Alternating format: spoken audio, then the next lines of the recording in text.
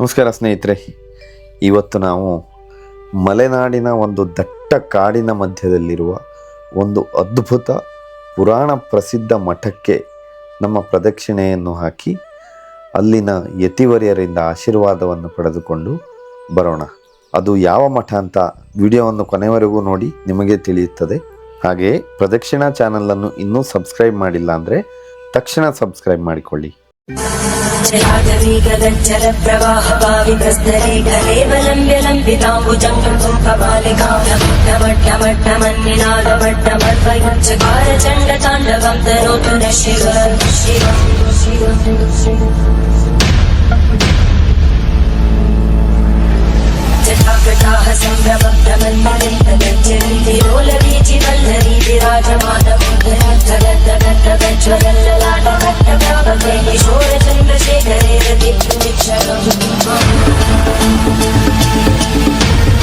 ಸ್ನೇಹಿತರೆ ನಮಸ್ಕಾರ. ಇವತ್ತು ನಾವು ಸಿದ್ದಾಪುರ ತಾಲೂಕಿನ ಶ್ರೀಮಂತ ನೆಲೆಮಾವು ಮಠಕ್ಕೆ ಬಂದಿದ್ದೇವೆ. ಇಲ್ಲಿ ಬಂದು ಇಲ್ಲಿನ ಶ್ರೀಪೀಠ ಹಾಗೂ ಗುರುಗಳ ದರ್ಶನವನ್ನು ಮಾಡಿ ಆಶೀರ್ವಾದ ಪಡೆದು ಈಗ ನಮ್ಮೊಂದಿಗೆ ಶ್ರೀಮಠದ ಅಧ್ಯಕ್ಷರಾದ ಶ್ರೀ DM ಹೆಗಡೆ ಅವರು ಇದ್ದಾರೆ. ಅವರ ಹತ್ರ ಮಠದ ಬಗ್ಗೆ, ಮಠದ ಒಂದು ಮುಂದಿನ ಯೋಜನೆಗಳ ಬಗ್ಗೆ ಸ್ವಲ್ಪ ಮಾಹಿತಿಯನ್ನು ತಿಳಿದುಕೊಳ್ಳೋಣ. ಬನ್ನಿ. ನಮಸ್ಕಾರ GM ಹೆಗಡೆ. ನಮಸ್ಕಾರ. ಶ್ರೀಮಠಕ್ಕೆ ಸಾವಿರಾರು ವರ್ಷಗಳ ಇತಿಹಾಸ ಇದೆ ಅಂತ ನಾನು ಓದಿದ್ದೇನೆ. ಆದರೆ ಚಿಕ್ಕದಾಗಿ ಚೊಕ್ಕದಾಗಿ ನೀವು ಒಂದು ಸ್ವಲ್ಪ ಹೇಳಿದರೆ ಅನುಕೂಲ ಆಗ್ತದೆ. ಒಳ್ಳೆಯದು. ಶ್ರೀಮಠಕ್ಕೆ ಒಂದು 700 ವರ್ಷಗಳ ಇತಿಹಾಸ ಇದೆ ಎಂಬ ಉಲ್ಲೇಖ ನಮಗೆ ತಿಳಿದು ಬರ್ತದೆ. ಶೃಂಗೇರಿ ಶಾರದಾ ಪೀಠದ 12ನೇ ಪೀಠಾಧೀಶ್ವರರಾದ ವಿದ್ಯಾರಣ್ಯರು ಅವರ ಕಾಲದಲ್ಲಿ ಸ್ಥಾಪನೆಯಾದ ಒಂದು ಮಠ ಇದು. ಅವರ ಶಿಷ್ಯರಾದ ಕೃಷ್ಣಾನಂದ ತೀರ್ಥರು ಇಲ್ಲಿಯ ಮೊದಲನೆಯ ಪೀಠಾಧಿಪತಿಗಳು. ಆ ಬಗ್ಗೆ ನಮ್ಮಲ್ಲಿ ಉಲ್ಲೇಖ ಇದೆ. ಹಾಗಂತ ಇದೊಂದು ಹವ್ಯಕ ಪೀಠ. ಶೃಂಗೇರಿಯ ಪರಂಪರೆಯಲ್ಲಿ ನಡ್ಕೊಂಡು ಬರ್ತಾ ಇದೆ.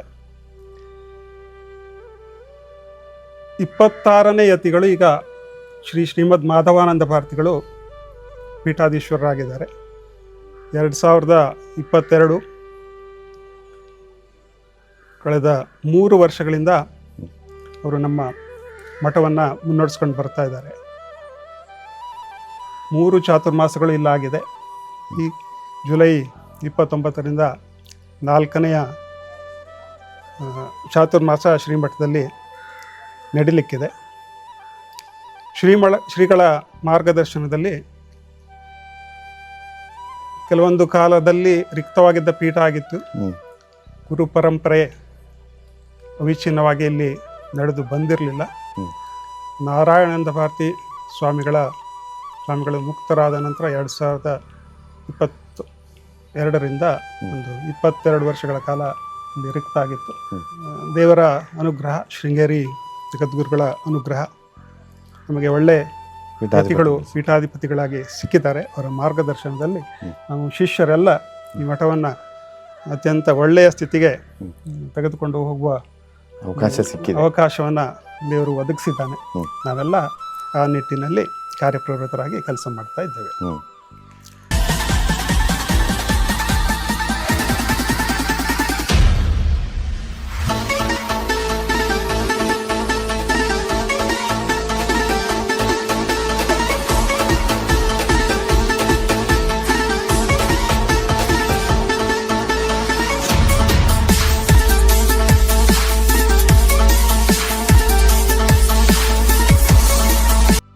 ಶ್ರೀಮಠ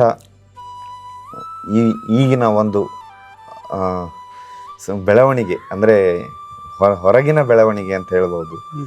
ಈ ಬೇಡ್ತಿ ಕೊಳ್ಳ ಸಂರಕ್ಷಣಾ ಒಂದು ಹೋರಾಟ ಸಮಿತಿಯಲ್ಲಿ ಮುಂಚೂಣಿಯಲ್ಲಿ ಕೇಳಿಸ್ತಾ ಇದೆ ಶ್ರೀಮಠದ ಹೆಸರು. ಮತ್ತು ಶ್ರೀಗಳು ಕೂಡ ಇದರಲ್ಲಿ ಸಕ್ರಿಯವಾಗಿ ಪಾಲ್ಗೊಂಡಿದ್ದಾರೆ.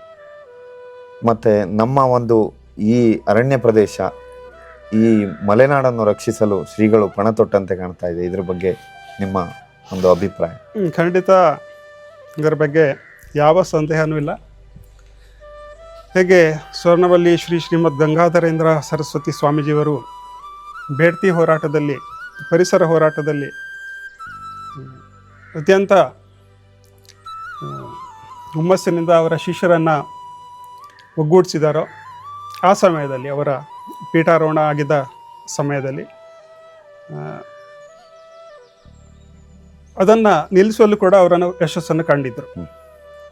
ಕಳೆದ ವರ್ಷ ಮತ್ತೆ ಬೇಡತಿ ಅಘನಾಶಿನಿ ನದಿ ತಿರುವು ಯೋಜನೆಗಳ ಪ್ರಸ್ತಾಪ BPR ವರೆಗೆ ಬಂದಿದ್ದು ಗೊತ್ತಾಯಿತು. ತಕ್ಷಣ ಕಾರ್ಯಪ್ರವೃತ್ತರಾಗಿ ಬೇಡತಿ ಅಘನಾಶಿನಿ ಕೊಳ್ಳ ಸಂರಕ್ಷಣಾ ಸಮಿತಿ ಆ ಕಾಲದಲ್ಲಿ ಏನು ರಚನೆ ಆಗಿತ್ತು, ಈ ಭಾಗದಿಂದಲೂ ಕೂಡ ಅದಕ್ಕೆ ಕಾರ್ಯಕರ್ತರಿದ್ದಾರೆ.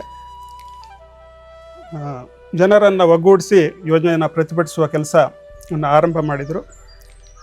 ನಮ್ಮ ಗುರುಗಳು ಸಹ, ಸ್ವಾಮೀಜಿಗಳು ಸಹ, ಸ್ವರ್ಣವಲ್ಲಿಯವರು ಸ್ವಾಮೀಜಿಗಳು ನಮ್ಮ ಗುರುಗಳನ್ನು ಅದಕ್ಕೆ ಮಾರ್ಗದರ್ಶಕರು ಅಂತ ನಿಯುಕ್ತಿಗೊಳಿಸಿದರು. ಈ ಭಾಗದಲ್ಲಿ ಅಂದರೆ ನಮ್ಮ ನೆಲಮಾವ ಮಠ ಇರೋದು ಅಘನಾಶಿನಿ ಕೊಳ್ಳದಲ್ಲಿ, ನಾವೆಲ್ಲ ಅಘನಾಶಿನಿ ತೀರವಾಸಿಗಳು. ಹಾಗೆ ಹೊನ್ನಾವರ ತಾಲೂಕಿನಲ್ಲೂ ಕೂಡ 7 ಗ್ರಾಮಗಳು ನಮ್ಮ ಮಠದ ವ್ಯಾಪ್ತಿಯಲ್ಲಿ ಬರುತ್ತದೆ. ಅವರು ನಮ್ಮ ಶರಾವತಿ ಕೊಳ್ಳದಲ್ಲಿ ವಿಶೇಷವಾಗಿ ಇದ್ದಾರೆ. ಅವರಿಗೂ ಕೂಡ ಪಂಪ್ಡ್ ಸ್ಟೋರೇಜ್ ಆ ಯೋಜನೆ ಅವರಿಗೂ ಕೂಡ ಆತಂಕಕ್ಕೆ ಕಾರಣ ಆಗಿದೆ. ಅವರು ಕೂಡ ಒಗ್ಗಟ್ಟಾಗಿದ್ದಾರೆ. ಶ್ರೀಗಳು ವೃಕ್ಷಾರೋಪಣ ಕಾರ್ಯಕ್ರಮವನ್ನು ಇಲ್ಲಿ ಮಠದ ಪೀಠಾಧಿಪತಿಗಳಾಗಿ ಬಂದ ವರ್ಷದಿಂದ ಕೂಡ ಅದನ್ನು ನಡೆಸ್ಕೊಂಡು ಬರ್ತಾ ಇದ್ದಾರೆ. ಪರಿಸರದ ಬಗ್ಗೆ ಅತ್ಯಂತ ಕಾಳಜಿಯನ್ನು ಇಟ್ಕೊಂಡು ನಮ್ಮೆಲ್ಲ ಶಿಷ್ಯರಿಗೆ ಅದರಲ್ಲಿ ಹೋರಾಟಕ್ಕೂ ಕೂಡ ಅವರು ಮಾರ್ಗದರ್ಶಕರಾಗಿ ನಮ್ಮಲ್ಲಿ ಕೆಲಸ ತಗೊಳ್ತಾ ಇದ್ದಾರೆ. ನಾನು ಬೆಳಿಗ್ಗೆ ಇಲ್ಲಿ ಬಂದಾಗ ಹೇರೂರು ಶ್ರೀ ಮಹಾಗಣಪತಿ ಸನ್ನಿಧಿಗೆ ಹೋಗಿ ಬಂದೆ. ಹೇರೂರು ದೇವಸ್ಥಾನಕ್ಕೂ ನೆಲೆಮಾವ ಮಠಕ್ಕೂ ಇರುವ ಅವಿನಾಭಾವ ಸಂಬಂಧ. ಹೇರೂರು ಸಿದ್ಧಿವಿನಾಯಕ ದೇವಸ್ಥಾನ ಹೇರೂರು ಸೀಮೆಯ ಒಂದು ಆರಾಧ್ಯ ದೈವ. ಬಹಳಷ್ಟು ಜನರಿಗೆ ಹೇರೂರ ಮಹಾಗಣಪತಿ ಕುಲದೇವರಂತ ಆರಾಧಿಸ್ತಾರೆ. ನೆಲಮಾವ ಮಠದ ಲಕ್ಷ್ಮೀ ನರಸಿಂಹ, ರಾಜರಾಜೇಶ್ವರಿ, ಚಂದ್ರಮೌಳೇಶ್ವರ ಈ ದೇವರು ಕೂಡ ಬಹಳಷ್ಟು ಜನಕ್ಕೆ, ಹೇರೂರು ಸೀಮೆಯ ಎಲ್ಲರಿಗೂ ಕೂಡ ಇದು ಕೂಡ ಒಂದು ಆರಾಧ್ಯ ದೈವ. ಎರಡೂ ಕೂಡ ಈ ಸೀಮೆಯ ಒಂದು ಜಾಗೃತ ಶಕ್ತಿಪೀಠಗಳು. ನಾವೆಲ್ಲ ಭಕ್ತರು ಒಂದೇ. ನಮಗೆ ಹೇರೂರು ದೇವಸ್ಥಾನ, ನೆಲಮಾವ ಮಠ ಇವೆರಡೂ ಕೂಡ 2 ಕಣ್ಣಿದ್ದ ಹಾಗೆ. ಇವೆರಡನ್ನು ಕೂಡ ನಾವು ಅತ್ಯಂತ ಭಕ್ತಿಭಾವದಿಂದ 2 ದೇವರಿಗೆ, 2 ಸ್ಥಾನಕ್ಕೆ ಸೀಮೆಯ ಎಲ್ಲರೂ ನಡ್ಕೊಳ್ತಾ ಇದ್ದೀವಿ.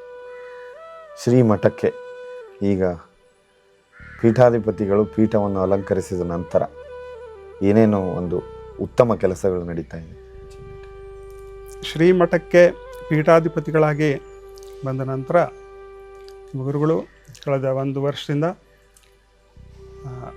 ಶ್ರೀಮಠದಲ್ಲಿ ಒಂದು ಪಾಠಶಾಲೆಯನ್ನು ಆರಂಭ ಮಾಡಿದ್ದಾರೆ. ವಿದ್ಯಾರ್ಥಿಗಳು ಸಂಖ್ಯೆ ಕಡಿಮೆ ಇದ್ದರೂ ಕೂಡ ಅಧ್ಯಾಪಕರು ಇಬ್ಬರಿದ್ದಾರೆ. ಅವರಿಗೆ ಯಥೋಚಿತವಾದ ಪಾಠಗಳು ಆಗ್ತಾಯಿದೆ. ಶ್ರೀಗಳು ಕೂಡ ಪಾಠವನ್ನು ಮಾಡ್ತಾ ಇದ್ದಾರೆ. ಉತ್ಸವಾದಿಗಳು ಏನು ನಿತ್ಯ ನೈಮಿತ್ತಿಕವಾಗಿ ಮೊದಲು ಕೂಡ ನಡ್ಕೊಂಡು ಬಂದಿತ್ತು, ಅದನ್ನು ಮತ್ತು ಹೆಚ್ಚಿನ ವಿಜೃಂಭಣೆಯಿಂದ ಅದಕ್ಕೆ ಇನ್ನು ಹೆಚ್ಚಿನ ಧಾರ್ಮಿಕತೆಯನ್ನು ಲೇಪಿಸ್ಕೊಂಡು ಹೆಚ್ಚು ಧಾರ್ಮಿಕ ಕಾರ್ಯಕ್ರಮಗಳನ್ನು ಇಲ್ಲಿ ಶಿಷ್ಯರಿಂದ, ಭಕ್ತರಿಂದ ನಡೆಸ್ಕೊಂಡು ಬರ್ತಾ ಇದ್ದಾರೆ.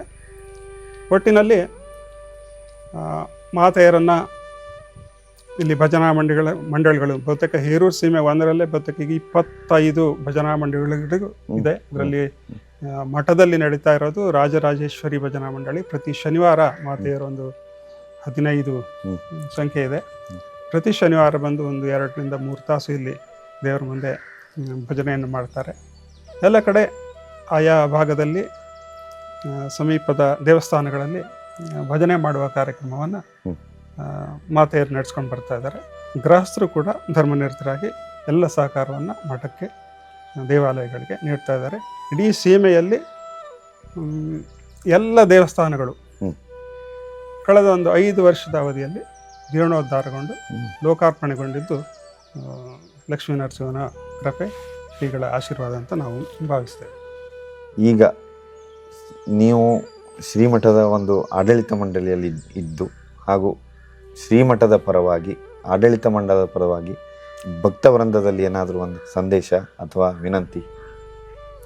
ಭಕ್ತರಿಗೆ ಆಡಳಿತ ಮಂಡಳಿಯ ವಿನಮ್ರ ವಿನಂತಿ, ಮಠದಲ್ಲಿ ಧಾರ್ಮಿಕ ಕಾರ್ಯಕ್ರಮಗಳು, ಸಾಮಾಜಿಕ ಕಾರ್ಯಕ್ರಮಗಳು, ಪರಿಸರಕ್ಕೆ ಪೂರಕವಾದ ಕಾರ್ಯಕ್ರಮಗಳು, ಸಾಂಸ್ಕೃತಿಕ ಕಾರ್ಯಕ್ರಮಗಳು ಎಲ್ಲ ನಿರಂತರವಾಗಿ ನಡೀತಾನೆ ಬರ್ತಾ ಇದೆ. ಅದಕ್ಕೆ ಎಲ್ಲ ಕಾರ್ಯಕ್ರಮಗಳಿಗೆ ಶಿಷ್ಯರು, ಭಕ್ತರು ಹೆಚ್ಚಿನ ಸಂಖ್ಯೆಯಲ್ಲಿ ಬಂದು ಭಾಗವಹಿಸಿ ಈ ಒಂದು ಮಠ ಇಲ್ಲಿ ಎಲ್ಲ ಭೌತಿಕವಾದ ವ್ಯವಸ್ಥೆಗಳನ್ನು ಮಾಡಿ ಆಗಿದೆ. ಅದರ ಸದುಪಯೋಗ ಎಲ್ಲ ಭಕ್ತರಿಗೆ, ಶಿಷ್ಯರಿಗೆ ಆಗಬೇಕು. ಹಾಗಾಗಿ ಯಾವತ್ತೂ ಮಠದ ಸಂಪರ್ಕವನ್ನು ಅವರು ಇಟ್ಕೊಂಡು ಗುರುಗಳ ಆಶೀರ್ವಾದವನ್ನು ಪಡೆದು ಧಾರ್ಮಿಕ ಪ್ರವೃತ್ತಿಯನ್ನು ಇನ್ನೂ ಹೆಚ್ಚು ಹೆಚ್ಚು ಬೆಳೆಸ್ಕೊಳ್ಬೇಕು ಅಂತ ನಾವು ಪ್ರಾರ್ಥನೆ ಮಾಡ್ತೇವೆ. ಧನ್ಯವಾದ ಜಯಣ್ಣ ಹೆಗಡೆ ಅವರೇ. ನಮ್ಮೊಂದಿಗೆ ಇಷ್ಟೊತ್ತು ನೀವು ಶ್ರೀಮಠದ ಬಗ್ಗೆ, ಶ್ರೀಮಠದ ಮುಂದಿನ ನಡೆಯ ಬಗ್ಗೆ ತುಂಬ ವಿವರವಾಗಿ ಹೇಳಿದ್ದೀರಿ. ಪರವಾಗಿ ನಿಮಗೆ ತುಂಬ ಧನ್ಯವಾದ. ನಮಸ್ಕಾರ.